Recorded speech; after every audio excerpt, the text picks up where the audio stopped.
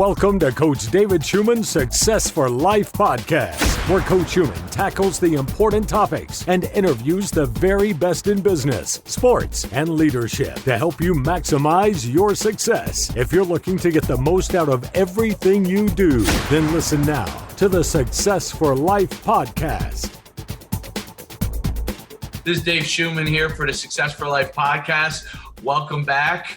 I believe this is episode 39 we'll be going on here. I have a very special guest. He's not someone that you'll see a ton of interviews in, so make sure you soak up in this space, in the success and entrepreneur space, everything that he has to talk about today. I'm with Neil Stratton, the CEO of Inside the League, one of the foremost and insider inputs with respect to the NFL. If you're looking to find out everything from what goes on behind closed doors with agents and what goes on from training facilities to the NFL draft to all of those things in far and in between, Neil's built an amazing business, amazing niche, and he is the guru in this space. So very happy to have on Neil Stratton. Neil? Dave, it's an honor. I hope that I can match that introduction, man. I'll do the best I can. Tell everybody a little bit about your background and kind of how you got into it and what obviously Inside the League is about. Well, as a player, I was nothing special. I mean, I always say that it's possible that the year that I played at Navy when football was very different for Navy. They were always telling us we need to go down to FCS. This was in the late 90s. And I always say I was probably the worst player on the worst team in America. So, I mean, I've got that going for me. So as a player, I was nothing fancy. But fast forward about 20 years, and I had just moved to Houston, Texas in the late 90s and didn't know anybody. And the first person I met wanted to be the next Mel Kiper Jr., a friend of mine named Troy. And so for 4 years, I took the defense and he took the offense, and we did kind of a draft-based website. We were kind of the first draft gurus along with Mel Kiper, but on obviously a much smaller scale. The problem was we were doing a print product when the web was kind of going like this. So for 4 years, we took turns losing about $2,000 publishing something that we would stack up in our garage. And after a time, Troy decided, hey, it's probably time to move on. And I was just dumb enough to where I'd gone to enough all-star games and started to meet agents that I realized there was no news service for the industry, not for fans, but for people like trainers and agents and scouts and those kinds of things. So we launched in 2002. Originally, our laser focus was on agents. We've expanded that since, but that's kind of where we started. And in the early 2000s, that's when the idea of sports business news was something people could grasp. I mean, in the old days, sports was just scores and highlights. But as the game became much more monetized and bigger and the scale expanded, then sports business news became, something that people could grasp. And so our idea was to go to sports business news every day, and football specifically. And we were going to put it on the web, on this World Wide Web crazy thing that they had now. And so we launched in 2002. And I don't know how many details you want, but for the first 6 or 7 years, we kind of toddled along, didn't do so well. In 2008, I was hired in 2007 to run the Hula Bowl, which at the time was the number 3 All-Star game. And I shuttered Inside the League, and I was happy to do it. It had been a struggle, and I hadn't gotten there. And I thought, well, hey, in 20 years, I'll retire and wear a grass skirt every day, and I'll live in Honolulu, and I'll drink out of coconuts or something. And that didn't work out. I came home in January. The game folded. And I came home in January of 2008, and my wife said, listen, you need to do this thing that you said you were going to do, which is make it strictly for people in the industry and charge for that. I had kind of run away from my earlier mission, and I kind of kept one foot on the fan side, and I tried to make it very affordable. So we went from a $45 for a 9-month cycle price point to $25 per month, every month price point. And it scared me to death because I had no idea what I was going to write in, June, July, and August. But here we are, 16 years later. And we've been really fortunate to develop a lot of relationships like ours with yourself, and have worked across the industry. And we try to work wherever there are points we can plug into. We are a niche service, and you alluded to that. but we have tried to fill that niche as much as we possibly can. And so now we work not only with agents, but with scouts, trainers, financial professionals, wealth managers, a lot of parents of players, the players themselves. Anywhere where there's a need, our credo is succeed in football. And so we'll do anything we can to help anyone succeed in football, just like you try to help with success in life. So I think it's really interesting because, and you probably get inundated with this, so many people want to be involved in football, and so many people don't, they either think they know what to do, they don't know what to do. They think it's easy to jump in. I'm sure you've seen that before, right? I want to be in football. And they don't realize, first of all, how tight, small the circle is. But also because of that, how hard it is to penetrate and have real success in that industry. Someone who's coming into football and in the especially what we're talking about, which is the professional ranks. What are some of the things that you would advise them to really think about before they get into this space? It's interesting that you say that. I was just, while you're talking, I was thinking about a panel that I sat on probably 10 years ago at a small school in Michigan. And on the panel was me and a member of the NCAA enforcement division and a pretty established agent, 3 people. All of us had started off not working in the capacity that we were working. We had all started off as entrepreneurs. The agent had started off in his own, and kind of done something related to the agent business before he actually went on his own. The NCAA guy had done something football related that he just started from scratch. I think it was kind of a high school sports kind of thing. And then there's me who did my kind of thing. And I think the one lesson that I've learned, Dave, is you can't succeed in this space with something out of a box. You can't go and think, I'm going to sit in this class and pay this amount and get this piece of paper and bam, now I am a successful agent. Or even I'm not even necessarily on the path to becoming a scout or an agent or anything else. You've got to go out and you've got to survey the market. You've got to learn and do your research, and you got to find a niche, and then you got to serve that niche. There are still people that succeed by just going to the NFLPA and passing the test and then doing things in a traditional fashion. There are still people that go out and get sport management degrees and they wind up getting a scouting position somewhere. That's exciting. There are people that do all kinds of things in a traditional way, but your chances of doing that are so much slimmer than if you go out and take a chance, try to find something that no one else is doing, preferably, work really hard at it, be consumed by it, be patient, stay on track, and follow it. And, whatever we've achieved in this game, and I'm certainly not saying I'm a big deal, but we're still around going on 20 years later, I think, because I did that. And I didn't try to do whatever the traditional path was, whatever that was. Yeah, and I think that's one thing that I found most successful entrepreneurs in their space really do is they carve their own path. They learn from things that they've seen and carve the path where they think they might fit best. Something that obviously that they're interested in. I always say, like, passion is important, but at some point, no matter what your passion is, that work's going to be work, right? So you have to have the diligence to be able to continue to strive when things go down, when bank accounts go up and down. And I've seen it myself. I'm sure you have yourself. You're like, we're doing great. And then literally 6 months later, you're like, oh man, are we going out of business? So it's a very, very difficult road always for entrepreneurs. And every interviewer conversation, even guys that are really wealthy still worry about those things from that standpoint as entrepreneurs, and guys that have attained the highest amount of wealth still worry about that every day. I think what's really interesting is you not only did you carve out a niche, but you figured out how to serve parties that, first of all, a lot of people didn't want to serve, right? Like, most people don't want to work with agents, and obviously I'm an agent, and a lot of people don't want to work with agents. A lot of people don't want to work with scouts. Scouts don't want to work with agents, right? So and all those parties have to get along, and you figured out how to kind of be that go-between in a lot of ways, providing information for both parties, helping parties connect.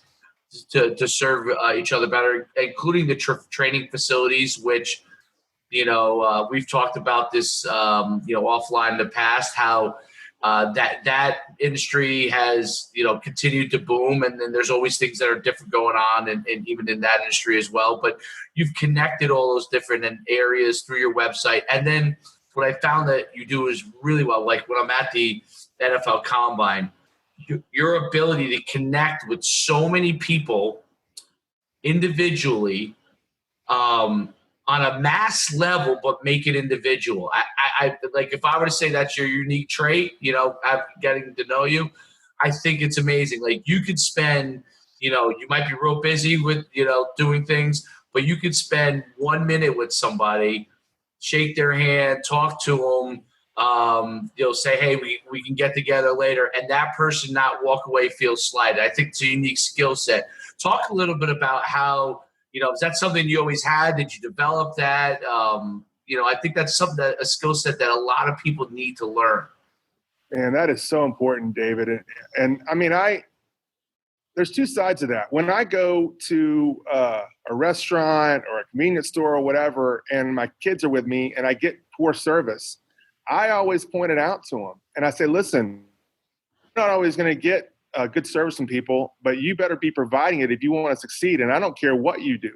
I don't know that I was always laser focused on that. I don't know that was something that was always important to me, but man, it is now. And if you want to try to fill a niche or you want to try to be an entrepreneur, you better make your customers your friends. My wife always used to kid me and say, I don't have any friends. And I always laugh and say, hey, my clients are my friends. Those are the people that they understand me and I understand them. We're both weird. We have that in common.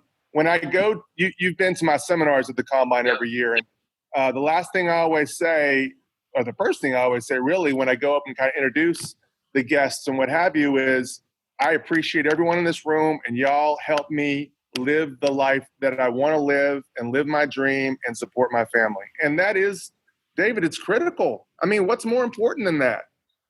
So yeah, I do. I mean, that's one of the things I value the most about the Combine. It's crazy. It is wild. And sometimes people, and I say this in all modesty, I'll be walking down the hall and everyone's, hey, Neil.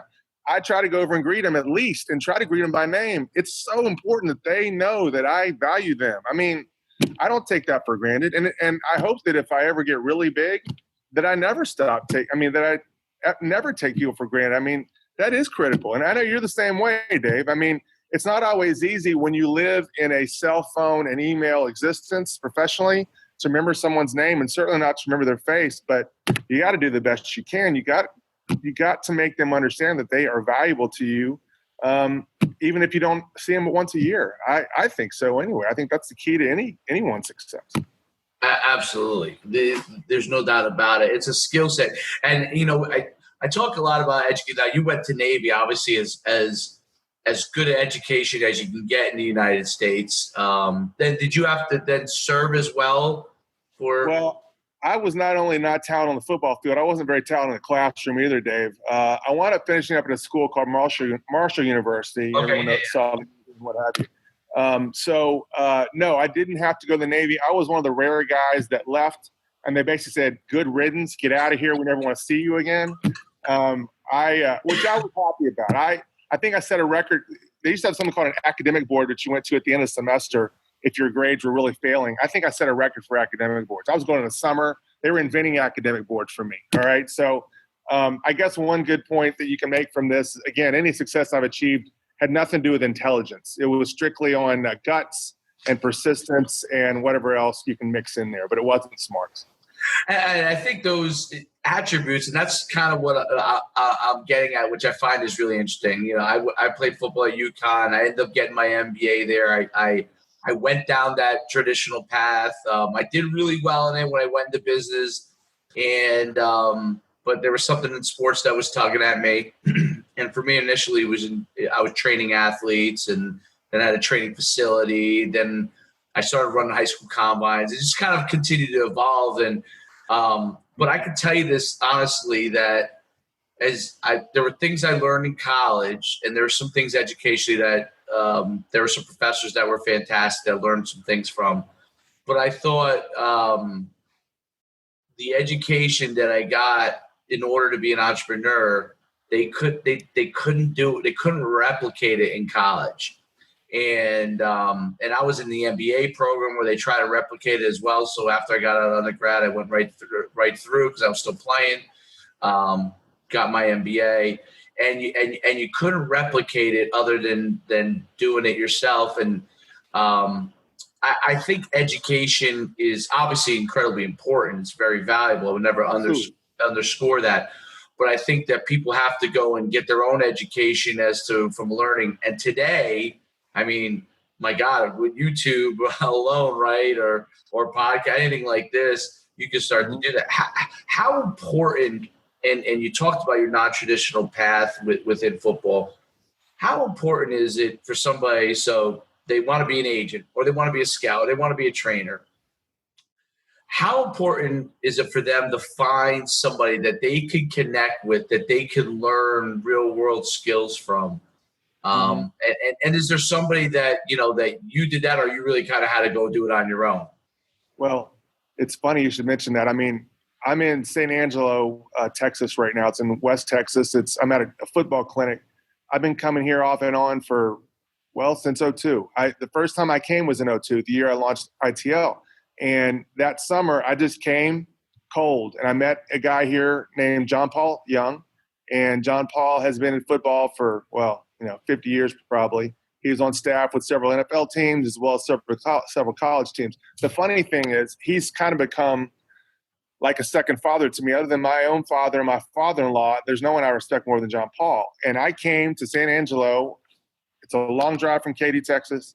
I got here knowing no one. I came in, I stayed in a hotel room somewhere here in San Angelo. I just went up to him the last day. I was getting ready to leave, and it had been my goal to meet him. And so literally my car's out in the lot. I'm getting ready to walk out, and I walk over. He's in the middle of a group, and I said, I just wanted to say hi. I'm with you. At the time I was with the Houston Chronicle. I just wanted to meet you. And I gave him a business card, and he kind of brushed me off because he was right in the middle of a conversation. I got about halfway home, and he just calls me and says, hey, man, I didn't get to talk to you. And for probably an hour and a half of that trip, he told me everything about how the clinic had run and who they'd had there and all these kind of things. And that was the beginning of a relationship that's going on 20 years now. And John Paul worked for me initially. He's been a mentor. We've worked on several projects along the way. That's a guy that I didn't have when I started this. ITL was already going to happen before I met him. I mean, finding that mentor isn't always someone that is right in front of you. It's a little bit like jumping out of a plane and you're not sure your parachute works. You're going to kind of take it 100 feet at a time or whatever. You got to keep working and learning and meeting those people. And there's so many people I've met along the way. Dave, I mean, I'm not trying to butter you up, but watching your success and every time we talk, we on the phone, we start off talking about football. We wind up talking about business for 90% of the phone call. Those are just things you gather along the way if you're fortunate. I mean, the most important thing that I have, professionally, are the phone numbers in my phone. They all represent relationships and people that I've met along the way and people that I hope think well of me. I definitely think well of them. And but you don't have that until you wade into it. I mean, you can't get that with a degree. And I don't mean to, I'm not dumping on education either. It is very important. It's a foundation for you, but it's just the start. And I think a lot of people come in thinking, well, I got a degree. What else you want me to do? A lot. There's a whole lot for you to do. If you're passionate and if you want to do something kind of cool, you're going to have to work. There's a price to be paid. I mean, you know that as well as I do. Yeah, and I think that's one of the things even I had to learn because I've been an entrepreneur, and I think was humbling when I started to work in the NFL with as an agent is, everything that I had done entrepreneur-wise, I conceptualized an idea and kind of blew it out. Had some pretty good success. I wouldn't say immediately, but within a 2-year period, was able to grow things pretty quickly. And that's because I've always I'll try multiple things until I see something that works and that I like, and I'll go with it. But I found the agent business to be a different kind of challenge. And the thing that I learned, and I think it was something I needed to learn, was that the NFL will hit you right in the face with basically you must build relationships. You must even if you have, because I had a lot of relationships going in, you must then cultivate those relationships, even if you have them. And people, again, they may trust you in one space, but they've got to also now trust you in this other space as well. And you got to prove it. And obviously we're even though we're 4 years in, we're still babies, I would say, in that industry compared to guys that have been around for much longer. But I've learned that I've begun to learn that and learned that how important that is. How important do you feel the patience is with someone that's looking to get? I mean, it could apply to any space, but in particularly anything to do with football. How important is patience? And explain to people how much value, because I could say it's one thing, but someone who's really done it as well as you have for a long time, how important and how much do people value the ability to be there for a period of time and proving it each and every year? How much do they value that in football? Well, football is like anything else. I mean, something that I always remind myself is that, like Bill Parcells said, you are what your record says you are. You talked about patience, and patience is important, but proving it and doing it and having success is important as well. I would call it measured patience. I remember lying in bed with my wife, in 2000, and we had just gotten married that summer, and at the time we were in the waning days of Lone Star, which was kind of the predecessor of Inside the League, and it wasn't happening. And I remember thinking, are we going to be eating dog food when we retire? Is this the way it's going to be? I knew that something had to change. And so I went and did Inside the League, and we had a 5-6 year run there where it still wasn't really happening. So I was still staying on the path, but it wasn't doing what I wanted to. When I came back, and my wife essentially took me by the shoulders and said, "Hey, knucklehead, why don't you do what you said you were going to do?" is that when we really started to take off. So I think patience is important and continuing to do it. But also be honest with yourself about what's working and what's not working. You talked about the fact that when you start off, you're a trainer. Being a trainer is value. You learned a lot of things, but it wasn't until really things things didn't really take off until you started with a combine, started increasing your scale, all those kinds of things. So yeah, you do have to have patience. You have to stay on goal and stay on task. But to win relationships and continue those relationships, you kind of got to prove it every day, and you got to make sure that you're still there and that you're effective and that others see you expanding those relationships. And I hate to say this, there's a quid pro quo to relationships. If you're not bringing someone what they need, then they may tend to gravitate away from that relationship. I don't mean that to sound like people are, frivolous about that, but the fact is, we might be friends if I stopped football, but we wouldn't be the same kind of friends because I couldn't bring you the same value. So you got to be mindful of that at all times and understand that, and understand that your worth is derived from what you can bring people. When you stop bringing people worth, then it does change a relationship. Those are the facts of life. I think that's an incredible point. And I think a lot of people get that messed up. Like, people will see in business, they're like, oh, this guy doesn't spend that much time with me. He's a jerk or something like that. And what people have to realize is exactly what you talked about, building value for another person. And you develop friendships from that, but building value with another person is critical. Continue to figure out how you can create value for the other individual obviously helps you create value for yourself. And I think so many people in business miss it. Like I say this all the time. Like you can hit something right. Like there are some agents that had first rounders in their first couple of years, and then they can't get any first rounders anymore, right? So there's a little luck component to fall in the right place. But in order to be wildly successful, like some of the big time agents that are out there, it's being able to have good success every single year and stacking on top of that, and be able to create value for other people every single year.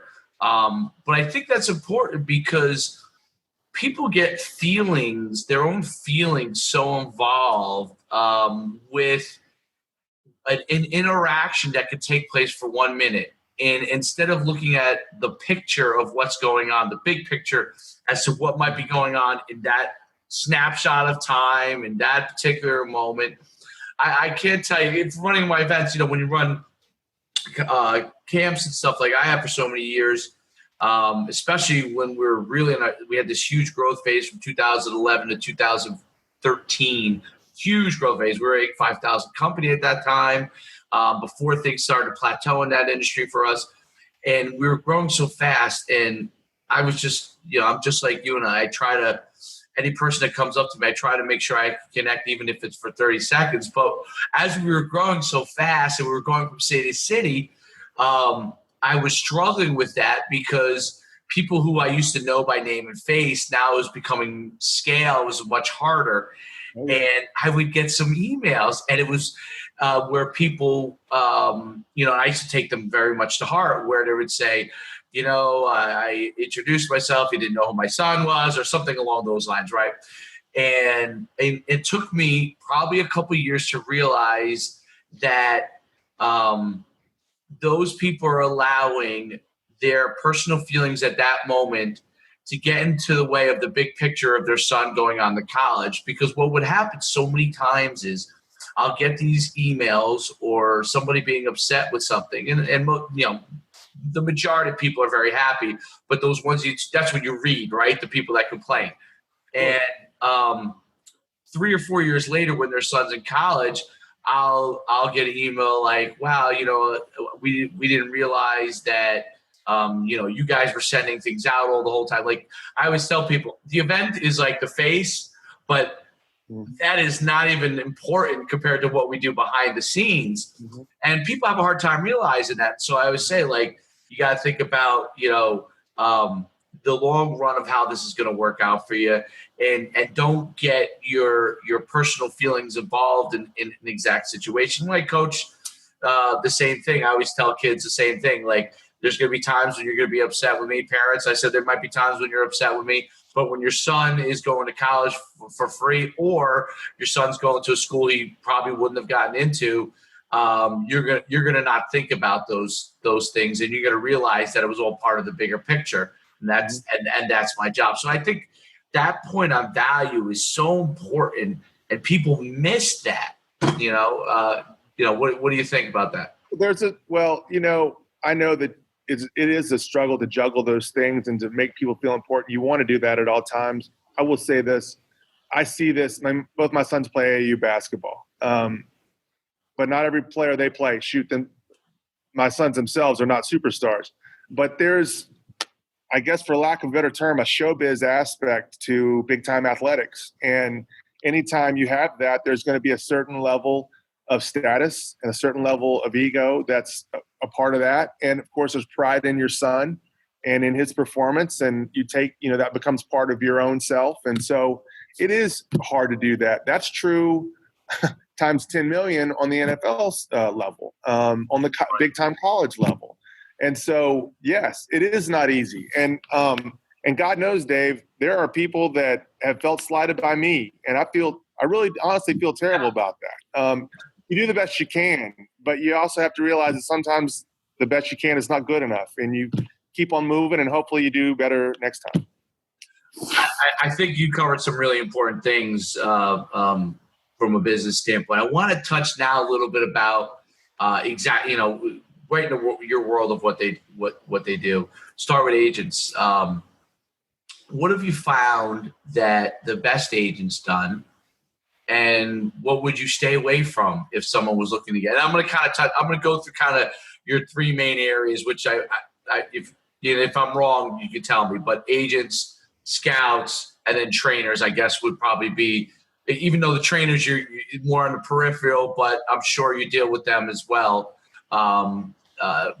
within your site. So from an agent standpoint, what have you found that the really best guys have done really well? And what have you found things they should stay away from? Well, I think there are a couple of things that can trip you up. there's been such a proliferation of sport management programs across the country in the last 10 years. There are a lot of people that are going and they're getting instruction in school, and a lot of them, walk out with a 4-year degree. They got maybe a B average, and they think that they're going to be the next Brian Cashman or the next, the next GM of a major franchise. There's so much more to it than that. And I think on an agent level, you get drilled in, maybe from seeing Jerry Maguire one too many times, maybe from listening to the guy at your ivory tower school who tells you he knows everything about sports, is that the number one skill for you as an agent is negotiation. David, as you know, the way the CBA is set up now for the rookie deal, it's a pretty paint by numbers proposition. It's not to say there is no negotiation, but that's about 1% of what you do. 99% of what you do is recruiting and meeting people that can help you and building those relationships.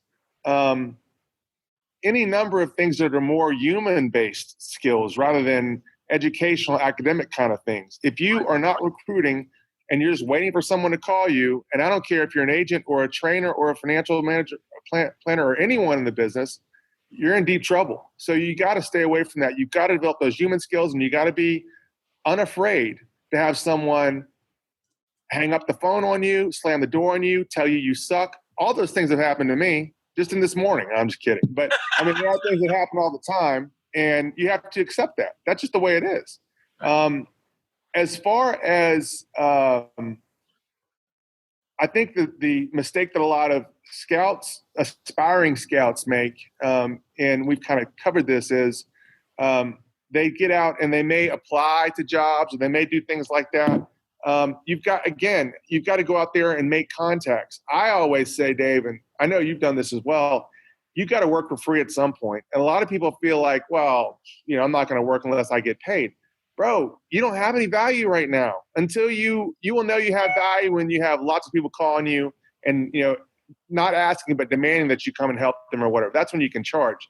For the first portion of your job, when you're starting out, you got to be willing to volunteer and sweat and bleed a little bit and do whatever you got to do to pay dues to build those relationships that might lead you to a scouting job or something else. I think on the financial manager side, the one biggest mistake they make, and again, it's relationship related, is, hey, I got certified by the NFLPA. I've got all these phone numbers of agents and emails and all that kind of stuff. I'm just going to call them and say, hey, I've got all this money under management. Why don't you let me manage your players? Again, man, they're getting bombarded by people like that. You've got to go and prove to them who you are and show them who you are. You've got to go directly to the player. You got to go directly to their parents. Again, prove yourself. Show the value that you can provide. Show that you don't have a big eye in the middle of your forehead and horns growing out. You've got to show that you're a human being and that you can relate to them. And I think that's the beginning of success in almost any position. Yeah, there's no doubt about it. I'll take one point from that, being unafraid. I think that's probably the biggest thing that people have to overcome.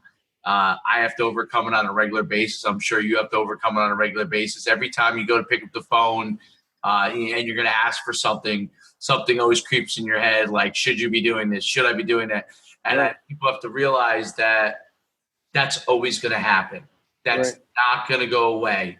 It's human to feel like that. It's human to feel like, what's this person going to think about me? Then you got to take a second, breathe, and put that aside and go and do it. And I think that's where people, especially from a long run standpoint, fail and succeed. Is that when they succeed too quick, they think it just they. In a lot of cases that there was some skill involved, but you may have had fell into the right place. When you succeed on a long run basis, it's because you have dealt with those failures when you have dry spells, but you also continue to plug away and nail it. The scouts, and I find it, you had a really interesting, I read, and I always skim your articles. Your articles are great, but I always skim through. I look for the stuff that I want to grab on. Yeah. I happened to read this whole entire article, which was one of your recent ones. It may have been your most recent one, which is how scouts felt about agents. Mm-hmm. And I found it to be, I guess I probably knew this, but actually seeing it what I thought was really, really interesting. And then it made me think, like, because there's two sides of it. So many agents absolutely have no idea how to build a proper relationship. And I'm sure I'm guilty of some of those things from time to time. But some of those things were so extreme in what some guys do that they obviously have no idea. Mm-hmm. And then I also feel like scouts are trying to avoid the relationship. So, but both groups, it really kind of like they want to do it without them. And, theoretically, I guess you could do without him, and the agent could probably, depending on how good his player is, do without the scout. But if everybody's going to be successful moving in the direction, I'm sure most scouts are looking to move up at some point, and most agents are looking to get better clients and better clients. Building those relationships become important. How do you, as the go-between, explain to each party in the right way that, hey, you kind of want to try to figure out how you can work with each other? Mm-hmm. Boy, Dave, you're not giving me any easy ones today. I think agents. Boy, I've had this conversation so many times with agents that they talk about, hey, how do I meet scouts, and then scouts kind of say, how do I avoid agents? So how do you bring them together? I think if you're an agent, the best you can do is understand that they have a job to do and not bombard them with minutia. I mean, so many. I know when I used to run all-star games, I would get bombarded by a guy would just copy and paste the draft scout page of some player that he signed and just send it to me. Like, I can't Google that, Some of these guys send scouts literally every day a list of the players they have as their clients, as if the guys – the teams don't really care about that. If there's a player they want, they will come and find you. So I think that you don't bombard them with minutia. These days with email, it's so easy and economical to send email that everyone thinks, well, when in doubt, I send an email. That's only going to piss people off half the time. If you're sending them stuff that they already have or don't need, and especially if you're dishonest. Don't come and say your kid ran a 4.4 if you ran a 4.7. That is going to kill your credibility, and there's always a next year. So I think as an agent, that's what you have to remember. Gosh, as a scout, I think the one thing I would say to scouts is these agents are in a difficult position and they don't have a lot of leverage. Deleting an email is not a bad thing. I guess do the best you can to be patient with them while they're learning. I tell you, it's really funny that the article that you're referring to, which is last Friday's blog post, and then it was continued in our Friday wrap, the newsletter that comes out every Friday that kind of caps what happened in the league every week, got an incredible response. But it was interesting that a lot of scouts said, listen, I understand these guys are new and they're young, and sometimes they're going to need questions answered and all those kind of things. I just wish they would be a little more respectful of my time when I'm at a pro day. When you're at a pro day and you're there to get numbers and get heights and weights and 40 times, when they're done running, you can't say, hey, could I get that time again? They're done running. It's over. So when an agent's trying to be a little too pushy and he's trying to get in the way and he's standing in front of your sight line or whatever, you're not going to win any points with that scout. And that's what you've got to recognize. So I guess at the end of the day, it's common courtesy. A lot of people don't have that as in their gene structure. And a lot of people they do, but they haven't learned what's important and what isn't. And I think that only comes over time. But at the end of the day, you've got to be your default mechanism has got to be courtesy and respect and honoring other people, and then hoping that bears fruit. And I think it has for me. I think it has for you. It goes back to that patience thing, Dave. I think it's such an interesting learning curve, and I think what you say, everything is so true. I could tell you, obviously, now scouts will have a different side where they're getting pulled from the GM and the coaches to follow, obviously, what they want. And then I think what's interesting is that the agents get pulled really a lot of times from the player/family. Who did you talk to? And the unfortunate thing of it is that the miseducation for them on their side as to what's really valued is I could tell you this every single time. And I have a good relationship with a lot of guys, and it developed it in a short time. And I have learned from, when I'm on a pro day, basically stay in the background. I can identify who's kind of interested in my guy by what's going on throughout the pro day process, and then find out if he's really interested in him or not. And sometimes he is, and sometimes he isn't. And then when he isn't, and he's in a hurry and he doesn't really want to talk to you, if he doesn't know you per se, or if he does know you, you know things really even quicker because the guy sees your name. You're so, yeah, and then he kind of tells you that the skinny, which I love when a guy tells me the skinny on it. It really helps me focus, not just the teams I'm going to focus on, but how I'm going to approach things with my player. This year I had that he's now a lineman with the New Orleans Saints, and we had a great strategy between me and him because he wanted to go in as a tight end.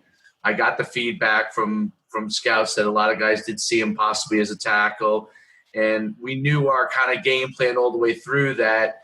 Okay, we'll see what tight end brings us, but if it doesn't bring us exactly what we want, then we're going to move real quick if a tackle opportunity comes, which Absolutely. It did. It fell into place, which was great. Mm-hmm. It doesn't always work out that way, but scouts did help with that, providing that information. Mm-hmm. I really got to know, like, hey, do you really see him as a tight end? Do you really see him as a tackle? Like, are you willing to to work with him or not? And I think that's real important. But I think what's really interesting, and I hope one day you solve this, because I don't know if anybody else other than you could solve this. The education of helping a player understand what actually is going to happen, so the agent and the scouts can do their job properly, right? Because what happens is all of a sudden, and it doesn't happen as much with top-tier players, I think, because the top-tier players really, really at the high end, they kind of understand where they fall. So they know, if they're potentially a top 15 pick, they could probably go as high as 10, fall as low as the mid-second round. They kind of have an idea, they're not going to be happy if that happens, but they kind of know their range. It's the guys who don't know their range that are late-round free agent types who probably will get an opportunity, but are almost paranoid about the fact that if something could go wrong.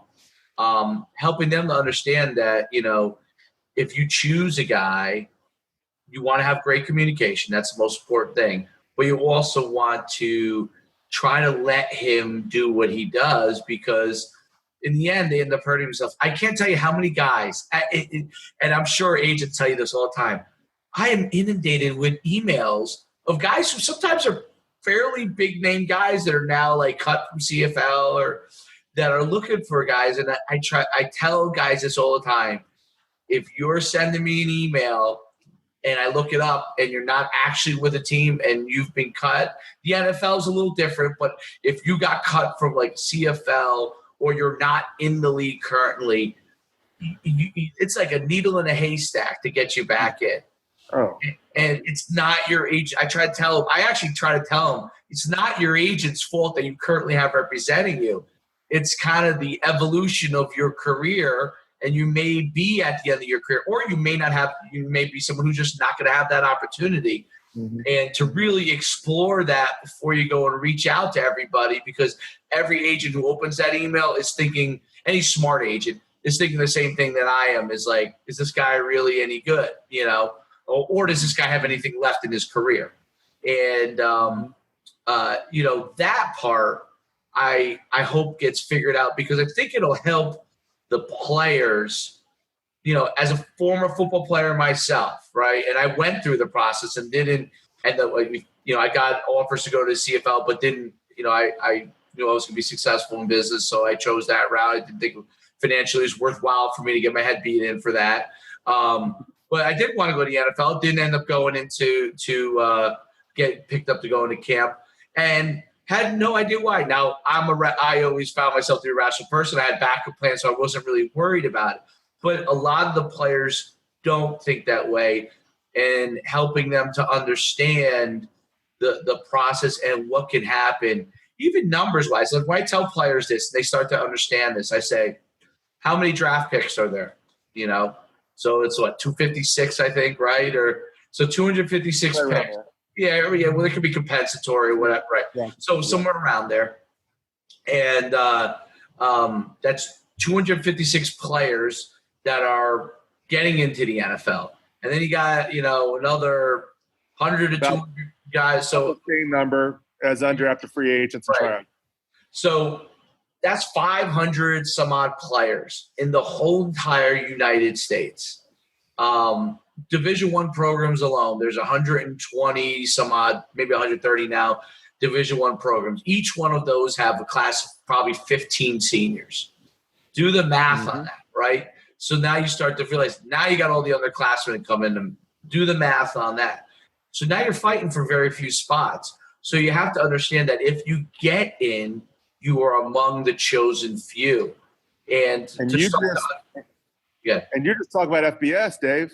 Yeah, we're talking FBS. Right. I mean, so we're not talking FCS, which there's another 100 programs, another 15 seniors, and then you got division. There's so many of those Division II players, Division III, and NAI players that have now gotten some opportunities because they've either got overlooked coming out of high school because of, and I'm in the recruiting process standpoint. Everything's so front loaded in Division I recruiting that, and if they make a mistake, it's really not a big deal. Parents hate when I say that. Like, it's not a big deal. There's another group of kids coming in next year, and they're almost better off if they make a mistake that kid goes on somewhere else. So parents have a hard time understanding what that exactly means. But I'm saying, you go FBS, like, they might make mistakes, and it's not the end of the world. If Alabama mistakes on a player, more than likely, spring ball rolls around, that kid's going to transfer out somewhere, and they're going to replace him with a new player that comes in the next year. So for them to understand that they are, the chosen few, and that they have an opportunity, would be so helpful for them to go through the process and end their football career. And this is my biggest point, with a positive taste in their mouth. There's so many guys that should take that end of the career. They learn so much. Go coach, go become a phys ed teacher, and go, be a scout, maybe be an agent, maybe be a trainer, and be able to take advantage of that opportunity. That they don't do that because they get upset with the process. Yeah. What are your thoughts on that? Well, I think any business that involves passion, I've never sold insurance. I've never been a car salesman. I've never done the other jobs. I have been a journalist. When I was a journalist, I wasn't real passionate about it.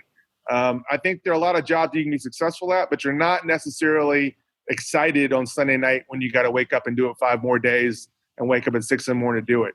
Football's different, man. It goes back to that showbiz aspect of things, and there is a passion. And it is, I know, Dave, that when you turn down those CFL offers, you're ready to see what was next, but there's still a part of you that had a hard time walking away. For so many kids that don't take their education seriously, it's a really different proposition because they get that gnawing feeling of knowing it's over for them, but they don't have a next chapter readily available. And so there's there's the aspect of moving from an exciting phase of your life that has endless promises and potentially offer status and money and all these things, having to close that door, but then also the aspect of having to open a door to uncertainty that you don't know what's behind.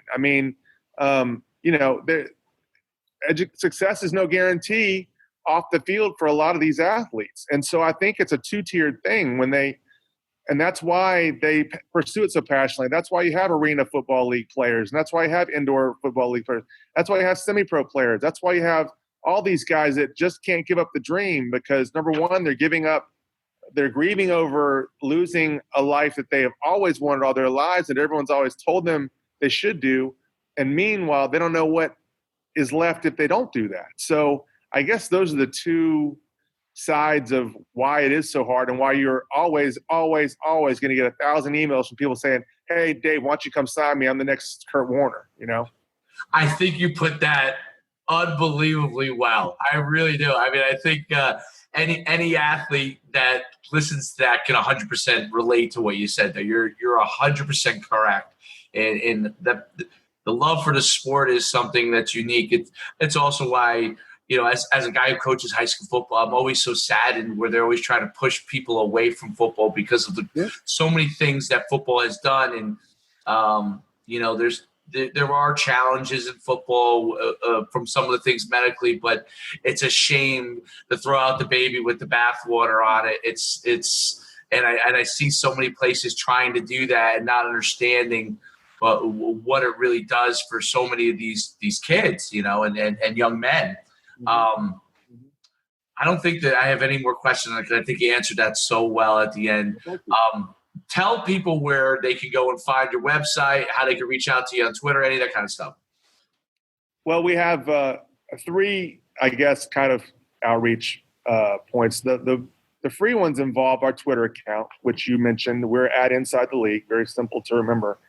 Right this time of year, we're breaking a lot of information on scouting, hiring, and firing and movement. There isn't anyone who really focuses on that aspect of the game. We think it's an important one. And so we've tried to own that area. And we've been fortunate to be followed by a lot of people in the game for that reason, some people in the media for that reason.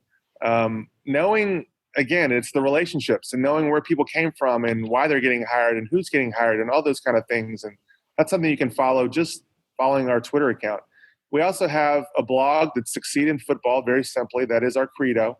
You alluded to one post on there. That's free as well. It's a simple WordPress site. If you are looking for gee whiz graphics, you're going to be sorely disappointed when you go to our blog site. So it's nothing real fancy, but we are trying to talk about things that are integral to the game.